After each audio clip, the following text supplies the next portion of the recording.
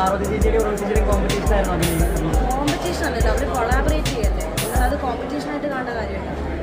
എനിക്കൊന്ന് രണ്ട് ബുദ്ധിയുള്ള വളരെ ഇൻ്റലിജൻ്റ് ആയിട്ടുള്ള രണ്ട് ഭയങ്കര ബ്യൂട്ടിഫുൾ ആയിട്ടുള്ള എന്താ പറയുക ഹ്യൂമൻ ബീങ്സാണ് ഒരു ചേച്ചി പാർവതി ചേച്ചി. എനിക്ക് പാർവതിനെ കുറേ കൂടെ നന്നായിട്ട് അറിയാം.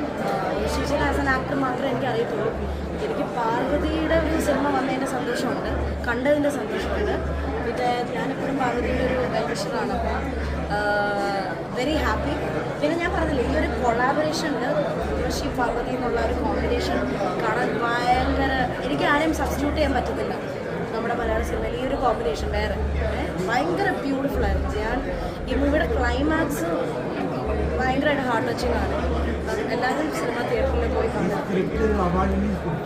യെസ് ഐ നോ, ലവക്കൽ ലേഡീസിൻ്റെ കൂടെ മലയാളത്തിലെ ഏറ്റവും രണ്ടുപേരുടെ ആക്ടിംഗിൽ ഏറ്റവും ടോപ്പിൽ നിൽക്കുന്ന രണ്ടുപേരുടെ അത് റിഫ്ലക്ട് ചെയ്തു. ഡെഫിനറ്റ്ലി ചോദിക്കേണ്ട ആവശ്യമില്ല, ആ ചോദ്യത്തിൽ തന്നെ ഉത്തരമുണ്ടല്ലോ. ഈ സ്ത്രീ സാന്നിധ്യം ഇപ്പോൾ ഉറപ്പുവരുത്താൻ പറ്റും നമുക്ക് മലയാള സിനിമയിൽ. റിയൽ ആയിട്ടുള്ള സിനിമകൾക്ക് റിയൽ